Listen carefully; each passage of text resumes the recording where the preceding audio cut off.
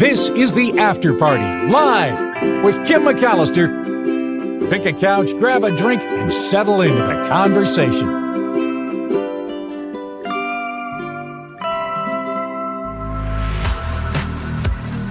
Really loud. Hi, everybody. It is the After Party Live on a Trivia Thursday, and I got so many good emails with suggestions for topics and notes about how much you loved the music trivia last week. So I have decided to resurrect music trivia because it seems like folks like that. And let me share some of these emails with you. First of all, thank you to Ren for writing in. She says, thank you for leaving us uplifted every afternoon. Have you done California trivia before or Cal history trivia? I think we did once at the very beginning of the After Party Live life, but we haven't done it for a while, so we'll do it again. Also, she writes that she really enjoyed the music trivia. Then I got another message, this one from, I don't know if Julie. Julie writes, Thursday trivia on rivers and especially 60s music trivia was so fun. She said it seems like everyone in the chat liked these topics too. More music trivia, if you have access to it, would be wonderful. Okay, Julie. Okay, Ren. We'll do music trivia again. So that is something that we can look forward to. Before we get into trivia and some of the stories from today, if you could please click the like button and subscribe if you have not already. I would really appreciate it. Working to collect more subscribers and have more support for the show. So thank you. Wes throwing down $6. Happy long weekend, Kim. Wes clearly trying to make up for the extra that YouTube takes. So thank you. Wes usually contributes via PayPal. Thank you, Wes, for that. I really appreciate it. Wes has been contributing all week to the After Party Live. Thank you to everyone who contributes to this show financially and via email and ideas and stories and other ways to make it possible. Do want to thank people who took a moment to PayPal the show, the PayPal information found in the show description every day. And the most recent contributors include Kathleen G, Harold H, Ricky F, Heather K, and Susan D. Huge thank you to everyone who helps keep this show going, this crowd-funded show. We wouldn't be here without you. And thank you to Wes for the super chat, super sticker. Appreciate that as well. All right, should we talk about the flying car? These things, this technology is closer and closer and closer to becoming part of our lives. This is what the flying car looks like. The company is called Aleph, A-L-E-F, Aleph, and it's based out of the Bay Area.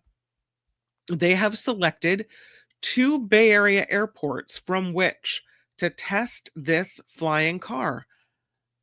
Both of them in the South Bay, but their operations will begin at 2 Bay Area airports, Half Moon Bay and Hollister airports. Aleph struck agreements with those 2 airports. They call this the first true flying car, and it will be operating out of Half Moon Bay and Hollister airports. The company will test operations with other aircraft at those sites as well.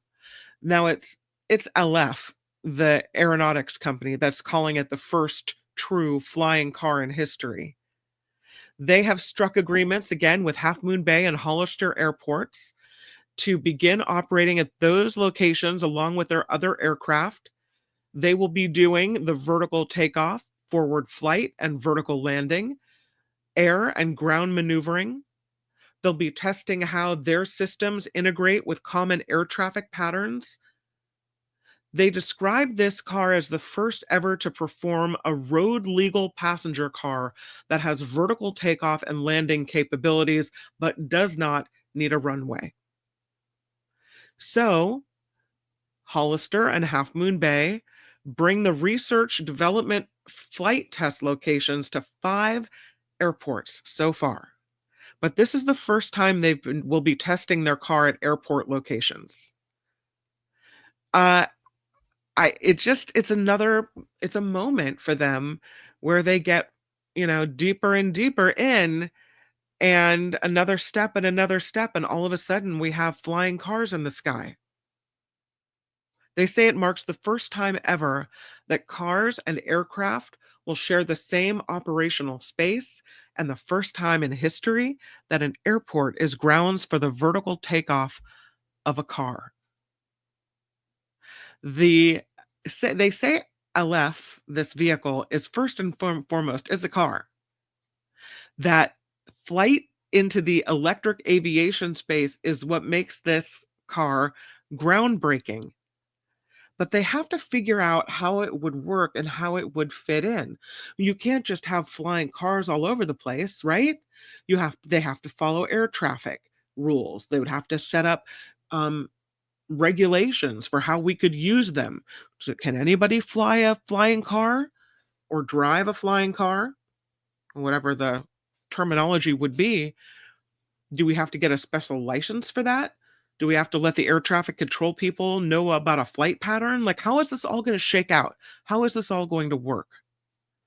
They say that working in safe, controlled, non-towered airport environments will help the company, the FAA, the airport operators, the pilots see how all of this would work and shake out in the future at scale. So these two airports, Half Moon Bay and Hollister, are going to be prioritizing ongoing operations with traditional aircraft over Aleph. But these airports could end up serving as a future base for the fleet of flying cars. So that's what they get by jumping in on this early. Is the future here? Here it is, our flying cars. Pretty soon we'll be rolling down the road, see the brake lights ahead. Nope, don't have time for traffic today. Into aviation flying mode we go, and up and over the traffic. The problem is everyone else with the flying car is going up and over the traffic. So how is this going to work? Is it going to be a mess in the skies? Will there be lanes in the skies? And then if there are lanes in the skies, that doesn't really do a lot to alleviate traffic for us, does it? I don't know. I don't know how it's going to work. This vehicle falls under the ultralight classification. So right now, at this very moment, no certification is required to legally fly these cars. But this is going to be a case where rules are going to have to catch up with the technology, because you can't just let any Tom, Dick, or Harry jump at a flying car and go for it, right? Power lines will be taken down. I mean, you need to have some flight experience, I would think. I mean, I'm not getting in that thing and flying it. I have no idea what I'm doing. They do say that ultralight classification comes with limitations for the drivers. That would mean you're restricted to fly it only in the daylight hours. Ultralight vehicles can't go over congested or densely populated areas like cities or towns. So there are some restrictions. And right now, this is not going to be purchased by very many people. The price tag is $300,000. It's because right now they have to hand make it in-house. So it's not like in a massive production. But once the vehicles hit a high volume and mass production, then consumers can expect the prices to drop to cheaper, they say, than the price of popular compact cars. This vehicle is 100% electric, has a driving range of 200 miles, and a flight range of 110 miles. And I would assume that if you're running out of power, there's all kinds of lights and bells and whistles that go off to warn you you're screwed. You better set that thing down. It uses, they say, less energy per trip than a Tesla or any other EV. So they like that it would get you around roadblocks. We may have seen it before, but we do have video of the testing of this car, earlier testing, I should say, at Bay Area airports. So let's just, as we wrap up this story, take a look at this video that is our future, I'll say. I think. A major announcement today from a Bay Area aeronautics company that said Kovney, the CEO of Aleph. Yeah. Jim, great. There it is. Is your car going to have in the aircraft sphere? This is a Fox 2 in the Bay Area. Need to have a pilot's license? It has a bigger range, which is Model 0, and the commercial Model A, which we are planning to start manufacturing by the end of this year and probably beginning of the next year. Electric propulsion, 8 independent propeller motor speed controller systems. They give you the vertical takeoff and landing. And then the car transitions into the biplane mode by utilizing the sides of the car as the wings, and then it flies very efficiently. It can also fly efficiently forward without transitioning to the biplane mode, just in a regular car mode for short distances, or in a biplane mode for the longer distances. So the tech actually utilizes the rotorcraft, the airplane, and the car. So there you have it.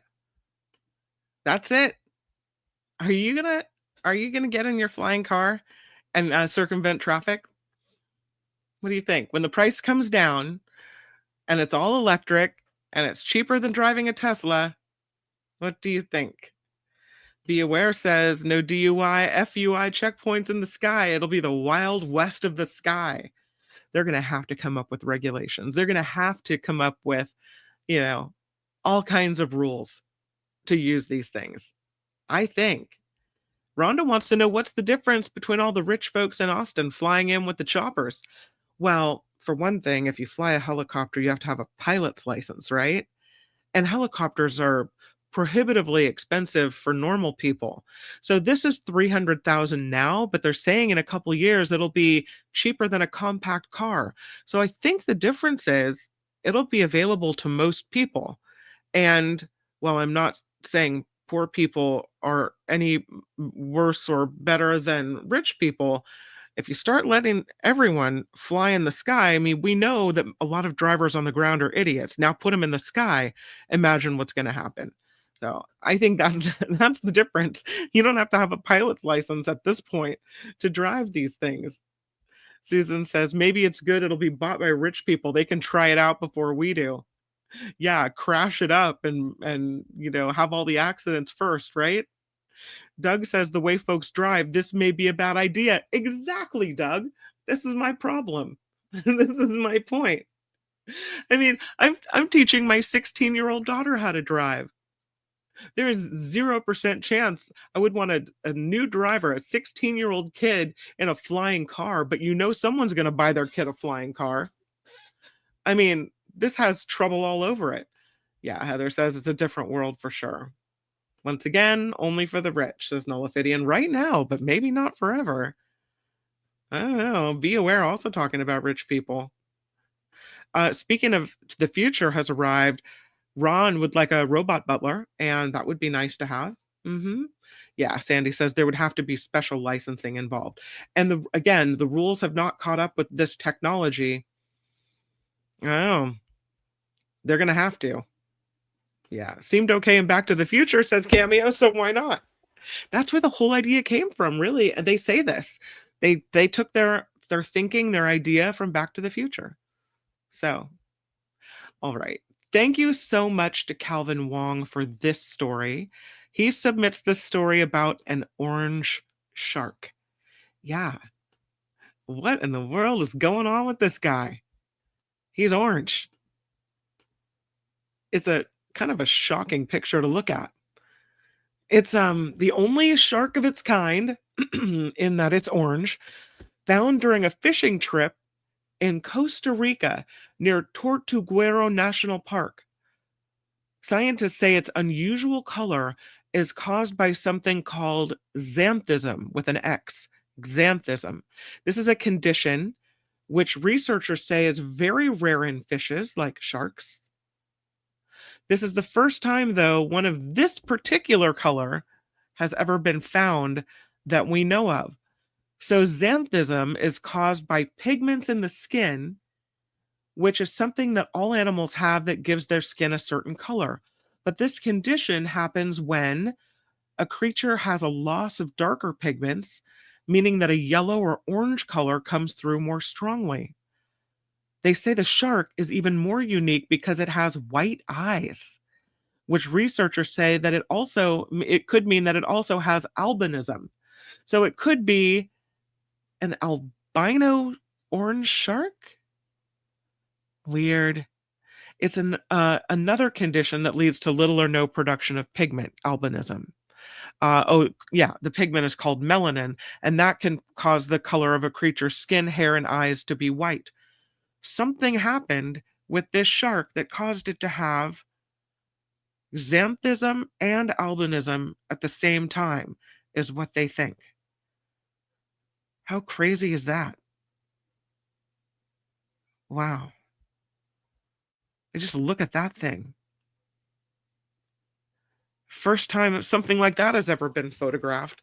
You almost wonder if someone, didn't tamper with the picture and make it look like that. Like, is that AI? Is that fake? No, it's real. It's a weird orange shark, right? I know. All right. We need a little pick me up after all the politics we've seen today.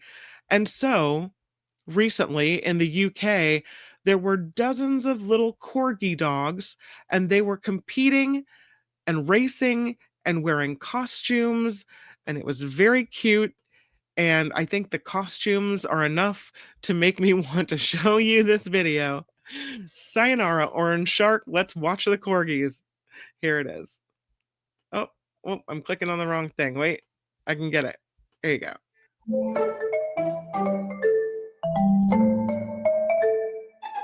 I'm going to take the music off.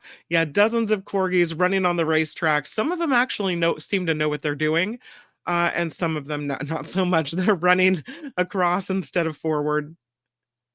But people are holding up signs, and then they have a costume contest, which kind of puts you in the spirit for Halloween upcoming, right? Look at these little animals dressed up. There's one as an airplane. This one and its owner dressed up like Hawaiian dogs with hula gear. You got a little bunny dog. And there they are in their doggy races. Their legs are so short that it makes it almost comical when they have these corgi races. Oh, there's another airplane, the airplane popular for the corgi contest this year. Thank you to Sky News for that uplifting video. All right. When you play golf, it turns out you might be able to really kick back and relax, because the world's first self-driving golf trolley will actually follow you around the golf course. This is from tech firm Botronics. They have developed this autonomous AI-powered golf trolley that acts like a personal caddy. Another job eliminated. It will trail you from hole to hole, giving you tips on club selection and recording data to help you improve your game. This right now is called, it's a functioning prototype. It's called the IXI trolley, and it's not for sale. It's from a Belgian company. They say they're trying to eliminate the struggle for people of manually pushing or pulling these heavy golf trolleys around the course so you can completely focus on your game. Isn't that part of the whole exercise, though? Getting out there, carrying your bag full of golf clubs and, I don't know, working a little bit? Maybe not. This is a way to play golf without really exercising. The co-founder of the company said he was inspired to create this product after driving home from the golf course in his self-driving Tesla car. So if his car could be self-driven, why not his golf bag? He said, I wondered, why can't my golf trolley do the same? So I assembled a team of top engineers to turn this into a reality. It is being called the world's first smart self-driving golf trolley. The IXI uses artificial intelligence software to navigate golf courses on its own, incorporates cameras and microphones so it can be controlled using gestures and voice commands as well. So it's kind of like a computer you can talk to. You can see up on the handlebar up above, there's a little screen and a little microphone hanging down. It has GPS and preloaded maps of more than 40,000 golf courses so that it can plot its own way around. And when the player shows the device its hand, The trolley follows them along the paths or across fairways, stopping to allow them to play their next shot. There's a camera on the front of this thing, and it recognizes when you take your putter from the bag, and then it will move automatically toward the next tee. It also functions like a human caddy, gives you advice on what club you should be using based on customized insights about your style, your playing style, your typical hitting distances, all of these type of things. It can record your swing and provide instant feedback or share the video with a coach for analysis using an app. Can you imagine after you take a swing?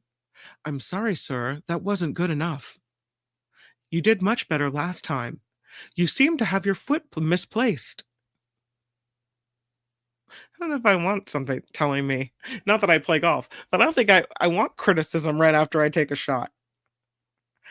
The keys benefits for the user said to be hands-free mobility, real-time tracking of performance, easy transport because it's lightweight, robust aluminum frame, and patent folding system make all that possible. It's a one-click folding system that features color-coded latches and hinges designed to ensure the process of folding and unfolding it and make it as simple as possible. It folds down almost flat, this whole trolley thing. So, there you go. From the flying car to the AI self-driving trolley.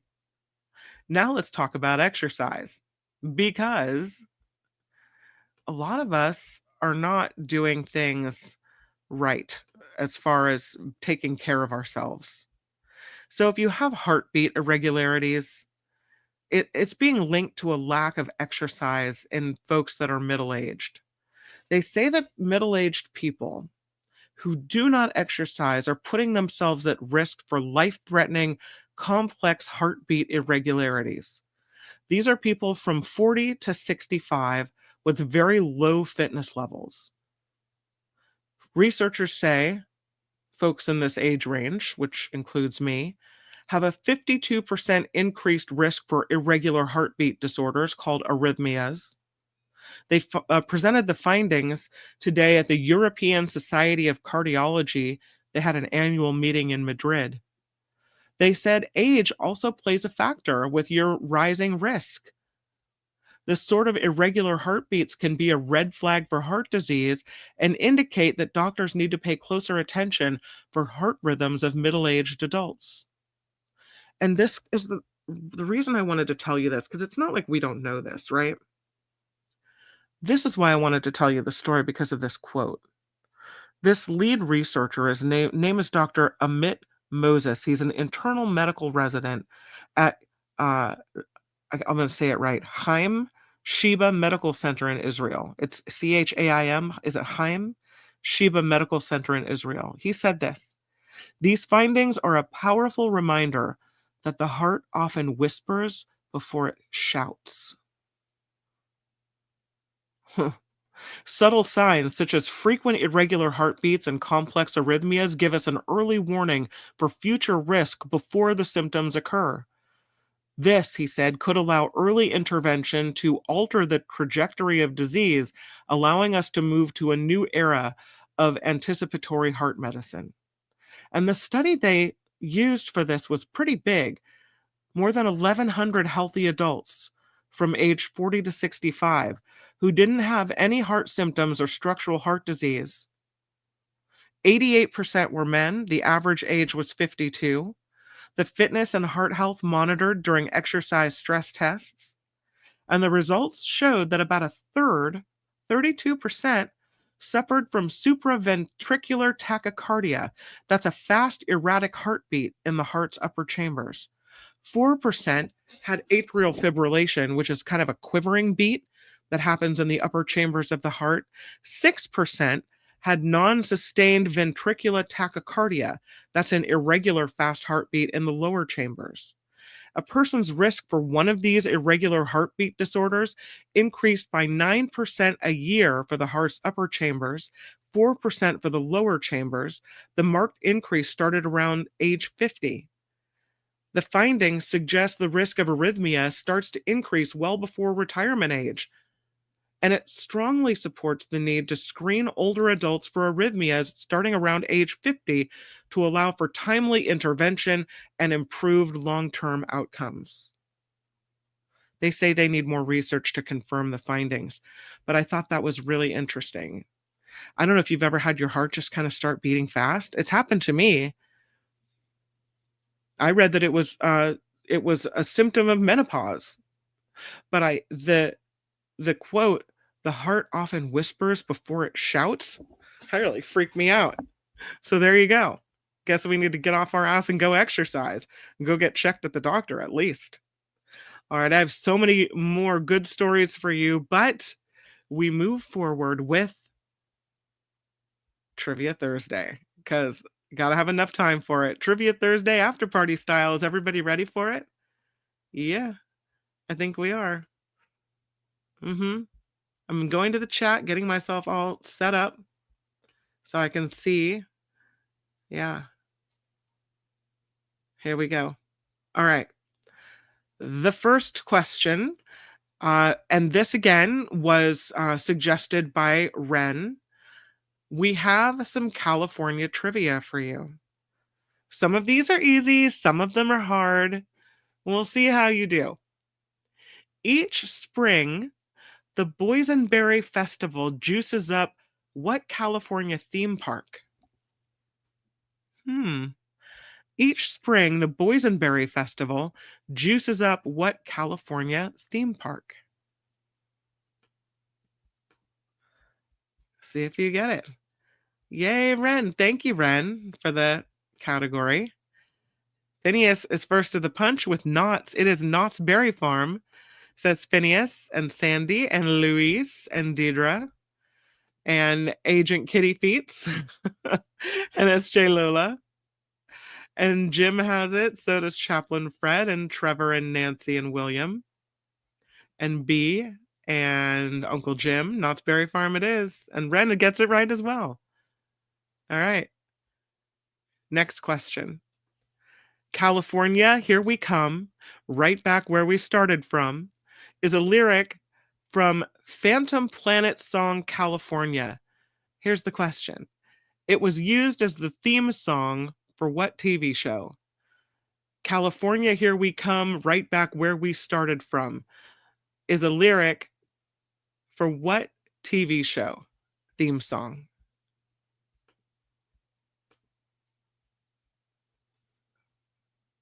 Let's see if you get it. Not Bugs Bunny. Not Bugs Bunny. Not Beverly Hillbillies. Yeah, it is the OC. Yep. California, here we come. That's it. Ren with the California trivia suggestion and answer. That is from the OC.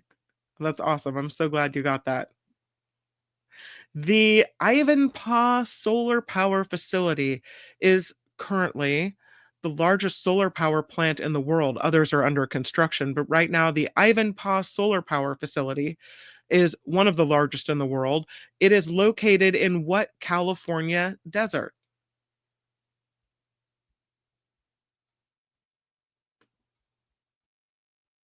Coachella Valley. What California desert? It is the Mojave. Jim Shields says the Mojave Desert, and he is correct. Mojave says Jim. Mojave says Chaplain Fred. SJ Lola says Mojave. So does Rev P and William and Cameo and Sandy and Finn. Agent Kitty Feets is on it. So is Ren. Yeah. It's John Slade and Be Aware. There you go. Next question. What name is shared by the capital of Costa Rica and the most populous city in Northern California? We got to get this one right. What name is shared by the capital of Costa Rica and the most populous city in Northern California? Oh, yeah. Deidre says, that's San Jose. Phineas is questioning trivia. That song does start like that. California, here I come, right back where we started from. That is my daughter and I are watching the OC, and I can tell you that we sing that out at the very beginning of each show. So I'm just saying, I think it's right. Deidre, San Jose is correct. SJ Lola has San Jose. JT has San Jose. So does Sandy. So does Gordon. Nancy says San Jose. So does Agent Kitty Feets. San Jose says Phineas and Rev P and Jim Shields. And Donna has it. And so does Ren and Luis, Nullifidian, Be Aware, Uncle Jim. Nice.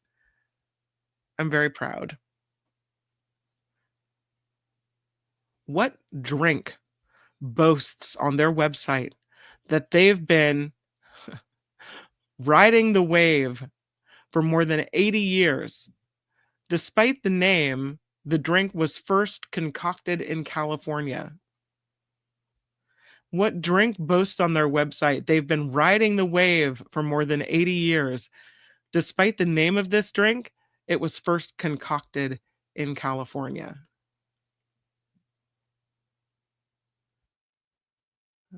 Trader Vic's, Ocean Spray, Mai Tai, Jolt, Arizona Tea. Chris has it. It's Hawaiian Punch. Riding the wave of fruit punch for more than 80 years. It was created in California despite the name Hawaiian Punch. Anthony Vesna So's posthumous story collection, After Parties, highlights the experiences of first and second generation Khmer immigrants from what country living in Stockton, California. Anthony Vesna So's posthumous story collection, After Parties, highlights the experience of first and second generation Khmer immigrants from what country living in Stockton, California.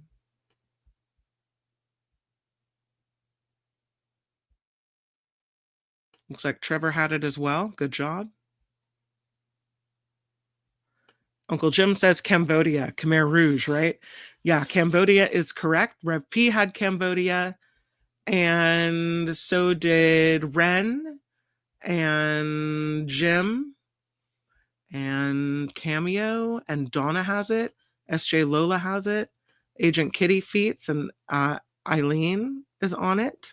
Deidre, Phineas. Yeah. Khmer, the Killing Fields. That was our clue, right? Okay.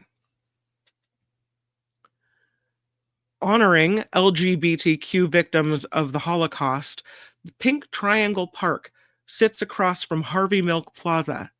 It is another memorial to an LGBTQ icon in what American city? Pink Triangle Park, Harvey Milk Plaza. In what American city? Yeah. It's in San Francisco, says Phineas. It's in San Francisco, says JT, and Eileen, and Agent Kitty Feets, and Gordon, and Rev, and Trevor, and Be Aware. Yeah, that's definitely San Francisco. Named for a brand of toys, what chain of theme parks has locations in Denmark, Dubai, the UAE, and Carlsbad, California? Does anybody know? Yeah. Legoland. Chris says it's Legoland. Have you been there? It's really fun. I love the Legoland Hotel is nearly prohibitively expensive, but also it was the best part of our trip. A long time ago, Julia was 8 years old when we went there. She had her 8th birthday at Legoland. Jim has it. SJ Lola has it. So does Ren and Phineas and Deidre and William, John Slade, a lot of Lego aficionados, JT and Uncle Jim, and Be Aware. And Trevor, nicely done. Carlsbad, California. It's a really cute town, I think. What observatory located on Mount Hollywood in its namesake park offers views of the Los Angeles basin and is advertised as California's gateway to the cosmos? What observatory, located on Mount Hollywood in its namesake park, offers views of the Los Angeles basin and is advertised as California's gateway to the cosmos? It is the Griffith Observatory. Yes, Deidre and Trevor. S.J. Lola. William. Griffith, says Eileen. And Linda G. And CBD and Sandy and Be Aware and Chaplain Fred. What up, Chaplain Fred? SF Tesla has it. Nice. So does Doug has it as well. Well done. Trevor says, I can see it from my balcony. How cool is that? I want that view. That's amazing. Sacramento hosts Epi's Great Race. It is a triathlon that swaps out swimming with a ride in a watercraft. What craft is it? Epi's Great Race. It's a triathlon that swaps out swimming with a ride in a watercraft. This happens in Sacramento. What watercraft is it? It is indeed a kayak. Yeah, William has it. And so does Sandy and Deidre, S.J. Lola, Agent Kitty Feets, and Phineas, and John, and Linda. Yeah, it is a kayak. What two-word phrase is the name for the most deadly conflagration in California state history? I will never forget reporting on this. What two-word phrase is the name for the most deadly conflagration in California state history? That is until the conflagration in Los Angeles. I don't know which is more deadly now. Yeah, it's the campfire. Uncle Jim has it. It is the campfire, which happened in Paradise. So I'll take Paradise Fire, but it was called the Campfire of 2020. Yeah, that's right.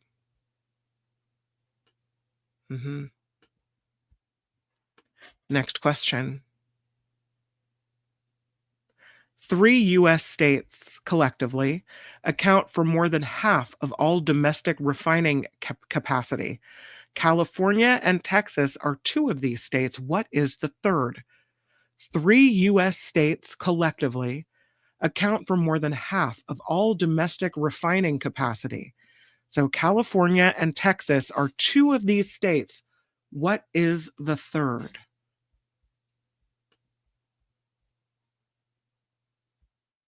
If you get it. I love how quick you guys are at the answers today. You are amazing. And Be Aware is so fast. Louisiana is right. Ren says LA, Louisiana. Yes, that's correct. I totally get why you said Alaska if you answered that. Chris Holm also has Louisiana. So does Doug. And nice job. I wouldn't have known that one. So hats off to you guys. Very well. Very good. In May of 2021 in Oakland, California, Epic Games fought an antitrust lawsuit against what giant tech company over its removal of the Fortnite app from its app store? Epic Games versus what giant tech company over the removal of the Fortnite app?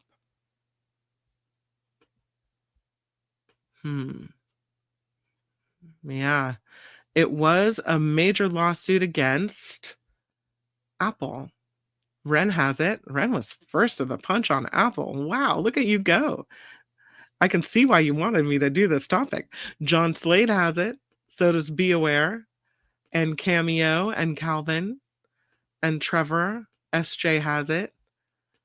Eileen has it. Deidre has it. SF Tesla has it. And so does Chris, and William, and Chaplain, and Nancy, and on it goes. Good job, you guys. All right. Californium, chemical number 98, gets its name because it was first synthesized at what UC campus? Californium, chemical number 98, gets its name because it was first synthesized at what UC campus? I love you guys so much. Yeah, it was at UC Berkeley. Deidre has it. Lawrence Lab. Isn't the Lawrence Lab in Livermore? I don't think it's in Berkeley, right? Correct me if I'm wrong, because Chris was first with Lawrence Lab. The answer is UC Berkeley. So I'm going with Deidre first. UCB says SF Tesla. Jim Shields at Berkeley. Nullifidian, SJ. Phineas, I'll accept it. Ren, be aware. Eileen, Sandy, William, Nancy. Yeah, you guys have it. It is UC Berkeley, Californium. Known as one of California's cities, this California city's original 7 hills, what famous San Francisco neighborhood is home to landmarks including Huntington Park, the Cable Car Museum, and the historic Fairmont Hotel? Known as one of San Francisco's 7 hills, what famous San Francisco neighborhood is home to landmarks including Huntington Park, the Cable Car Museum, and the historic Fairmont Hotel?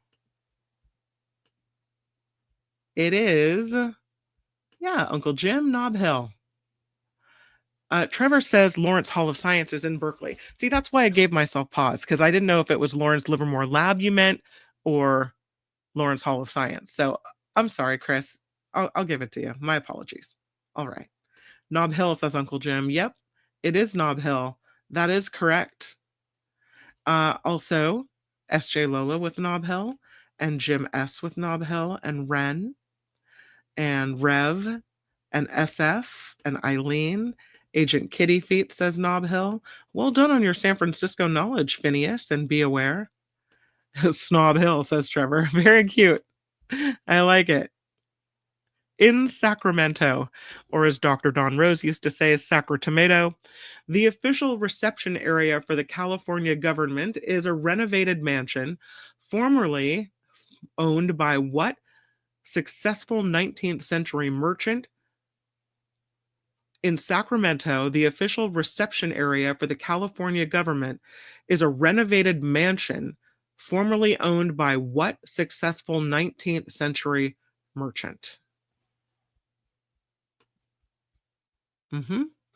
Leland Stanford would be correct. Yep.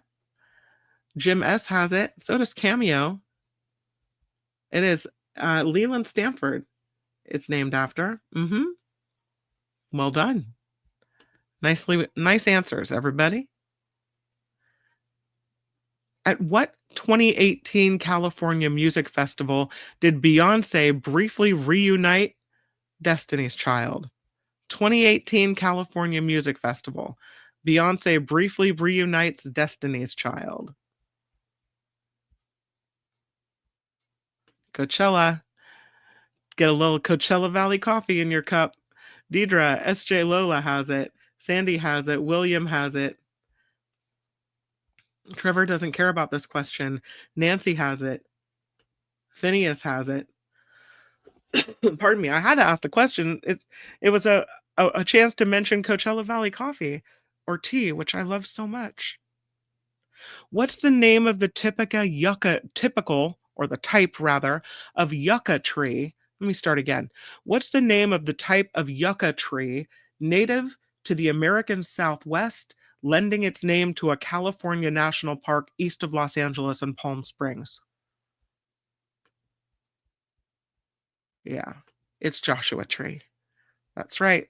So it says Chris Holm, first to the punch, and Rev P, and Cameo, and Ren, Eileen, William, SJ, Be Aware, Sandy, JT, Agent Kitty Feets, Phineas, Nancy has it, Jim has it, Joshua Tree, says Chaplain Fred. This one threw me off, but I know what you're trying to say. I'll give it to you. Linda G. Nice. Yuck, says Trevor. A tree. All right, a couple more California ones, and then we can move on to music trivia. Cakebread Cellars is a Napa Valley wine tasting location situated in what city in California that shares its name, its first name, it shares its name with the first name of a former president? Starts with an R. Cakebread Cellars, a Napa Valley wine tasting location situated in what California city that shares its first name that shares its name with the first name of a former US president? I see the answer. 'Tis true. The answer, says Chris, is Rutherford, as in Rutherford B. Hayes. And Chris is right, and so is Sandy and Wren. And Rutherford, says Eileen. Yep. And SJ Lola. And Agent Kitty Feets. Ooh, Rutherford Grill is the best, says Deidre. Has to be Rutherford, says Phineas. It is Rutherford, Linda G. Yeah. Cakebread Cellars is a great winery. Let's do this one. Founded in 2012 and launched 2 years later, what is the name of the San Mateo, California-based data company that was named because of the shared love for winter sports that both founders have?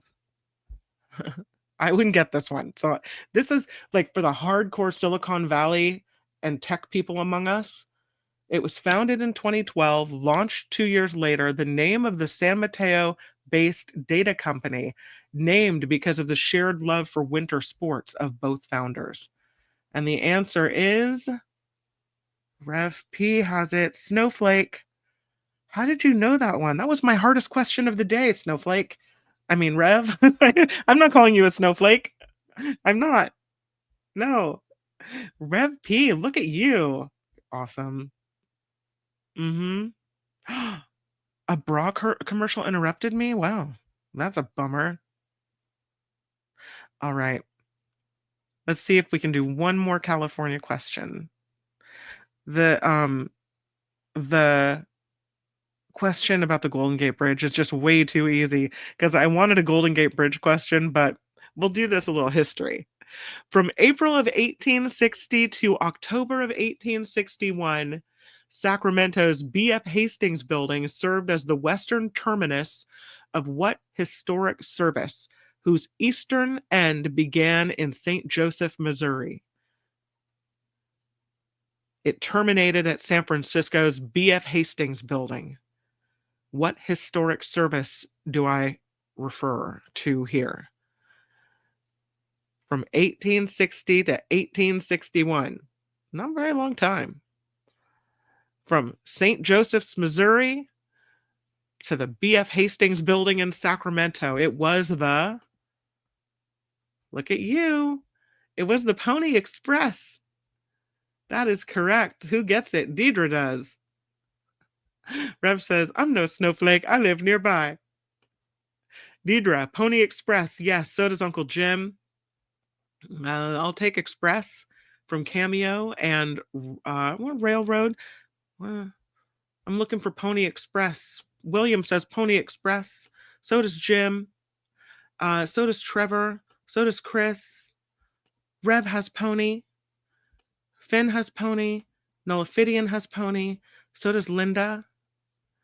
Yeah, Pony Express. That's cool. All right, shall we move now to music trivia? I have some good ones. Here it is. And last time we did 60s, and this time we'll do a few questions, just kind of random from all genres. According to Dreams by Fleetwood Mac, what only happens when it's raining? According to Dreams by Fleetwood Mac, what only happens when it's raining? Thunder only happens when it's raining, says Phineas. And Jim, and Sandy, and Deidre, and Eileen, and Wren, and Agent Kitty Feets, and Trevor, and William, and JT, and Donna, and everybody got it. Very good. Very good. Okay, the next one. What's the name of Britney Spears' first single released in 1998? What's the name of Britney Spears' first single? It was released in 1998.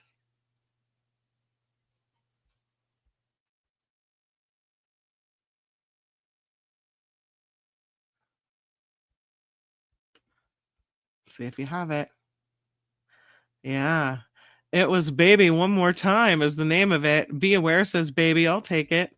Hit Me One More Time, I'll take it. Hit Me Baby One More Time. Yeah, says JT and Rev. And Ren throws her hands up. One more time, says John Slade. I'll take it. Yeah. Okay, next question. What about she played the fiddle in an Irish band, but she fell in love with an English man, are the opening lyrics to a song by which artist? She played the fiddle in an Irish band, but she fell in love with an English man, are the opening lyrics to a song by which artist?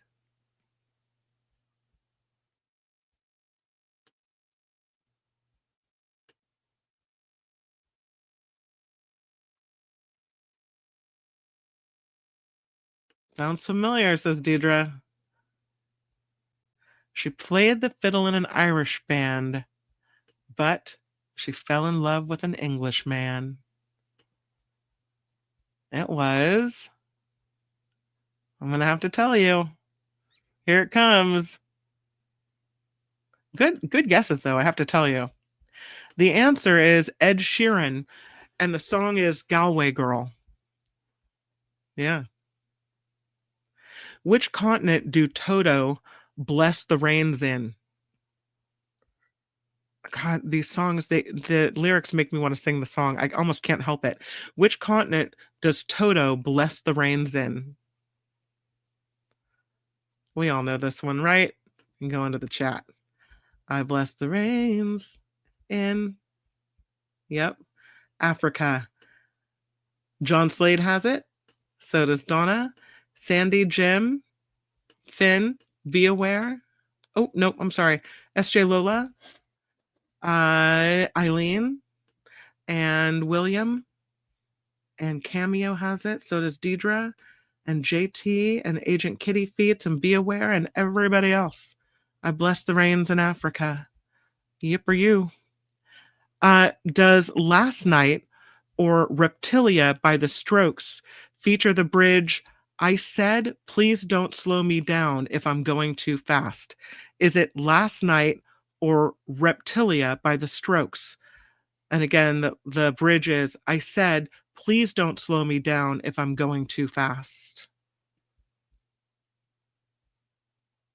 And the answer is, I don't think I've ever heard this song. I don't know it. But you probably do. Yeah, you do. Nullifidian says that's Reptilia. He's right. It's Reptilia. Yeah, I wouldn't have known that one either. Good knowledge. Well done. Next one.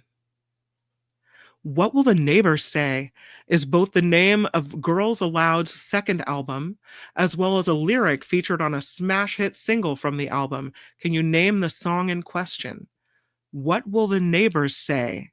It's the name of a Girls Aloud second album and a lyric featured on a smash hit single from that album. Can you name the song in question? And the answer is... No, what? What are you talking about? No, I can't correct. The answer is Love Machine. Love Machine is the name. All right. Next one is, which U2 album became the fastest selling album in British history at the time? It was released in 1987. Which U2 album became the fastest selling album in British history at the time, once released in 1987?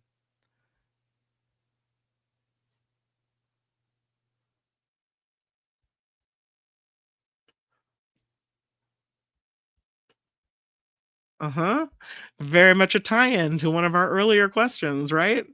It is the Joshua Tree. That's right.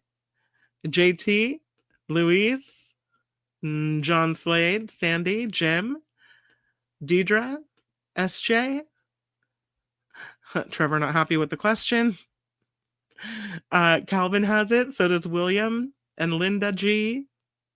And Agent and Eileen. I'll give it to SF Tesla as well. All right, a couple more questions and then we'll wrap this one up. I like this one. This question. It is, which rapper had a 1995 #1 single with Gangsta's Paradise? Which rapper had a 1995 #1 single with Gangsta's Paradise?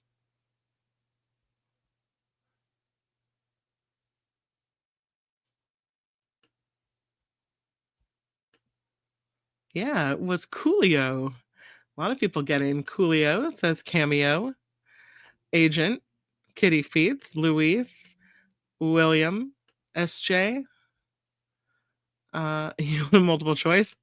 Rev P gets it as well as Be Aware. And who else? Yeah. All right. Can you name all 5 members of the Spice Girls? Can you name all 5 members of the Spice Girls? See if you can get it.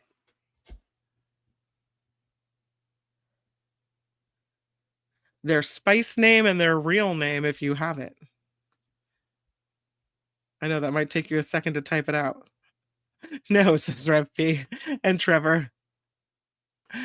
Sporty Spice, Scary Spice, Baby Spice, Posh Spice, Ginger Spice. So far, I'm going to give it to Agent Kitty Feets. William says Posh, Baby, Scary, Sporty.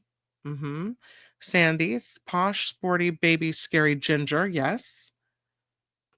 Cindy, Mindy, Janice, Sweet, and Spiffy. No. John, Scary, Sporty, Posh, and the rest. Sporty, Baby, Scary, Posh, and Ginger, says SJ Lola. Yes, the answer is Mel B was Scary Spice. Mel C is Sporty Spice. Emma Bunton is Baby Spice. Jerry Halliwell is Ginger Spice. And Victoria Beckham is Posh Spice. So, I don't know how we don't know that one. All right. And the last music-related question I will ask is, which legendary British band released their final album in May of 1970? Which legendary British band released their final album in May of 1970? I'm seeing it. Beatles is correct, Nancy V. You got it. Jim S. has Beatles. So does Cameo and Eileen. And Ren. And Trevor and SJ. And Man from the West. And Luis says Beatles. And so does Linda G. and William. And Be Aware. Beatles for Tammy. Yeah, it's Beatles. Beatles, says Mindy. Nullifidian. Phineas would like to retract his first answer. Okay. There you go.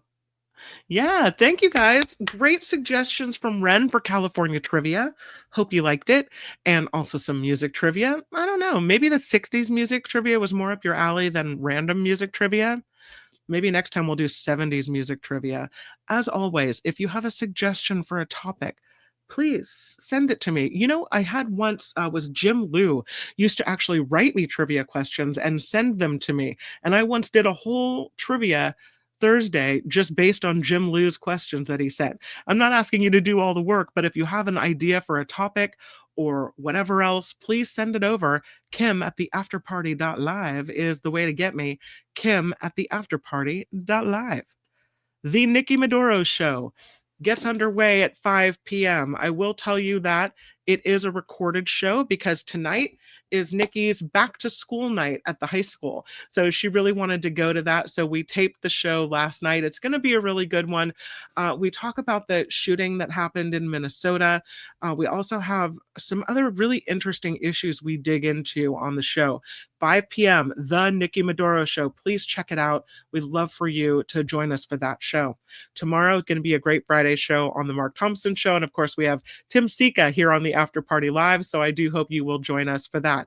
I have gone way over time. Thank you guys for being here and make it the very best rest of your Thursday. Thanks for playing trivia. Bye. The After Party Live would like to thank the following contributors and viewers like you.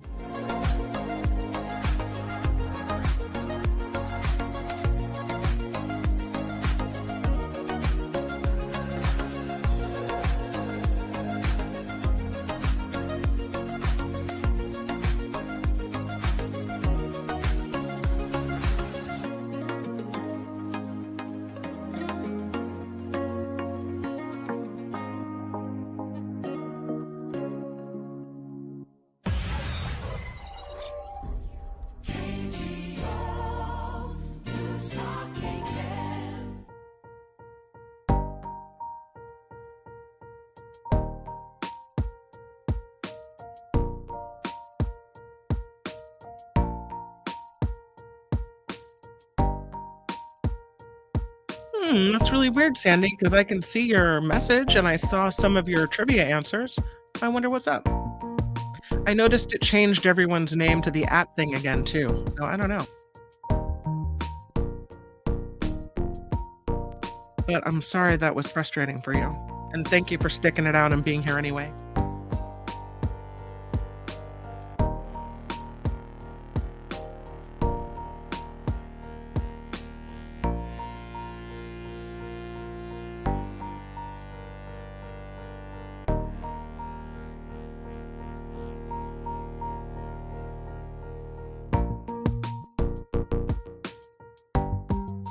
Maybe we'll do Texas trivia next or Hawaii trivia.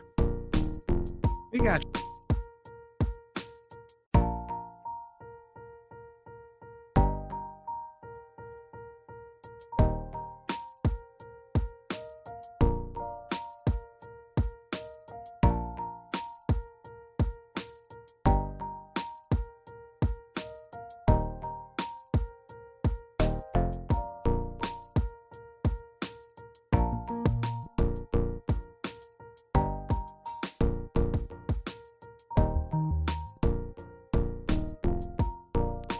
Why, as a matter of fact,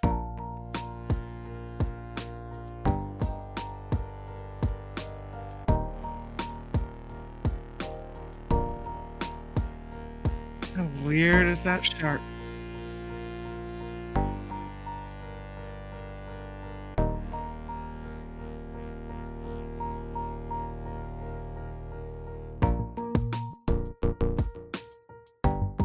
But your picture's adorable, Lakeside Laura.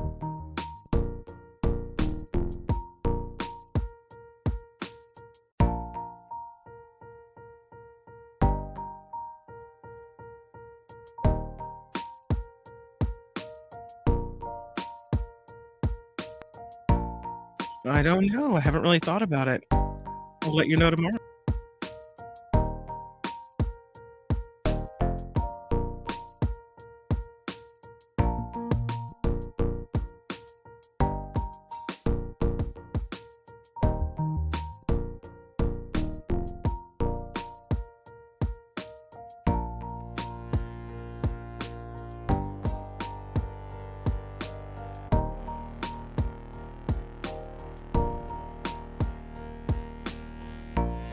Clearly.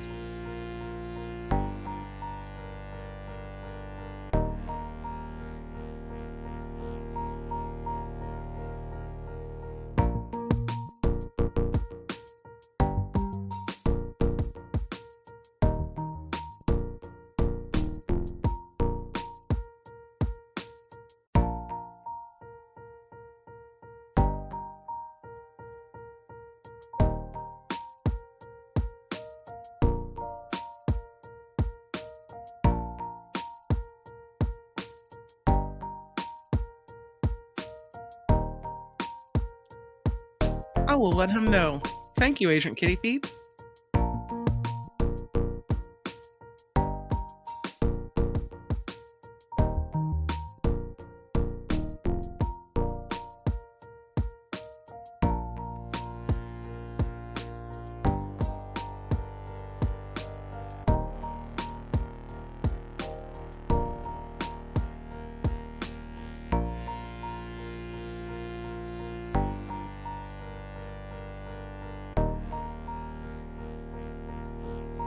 Yeah, they've sure been through it this year, haven't they?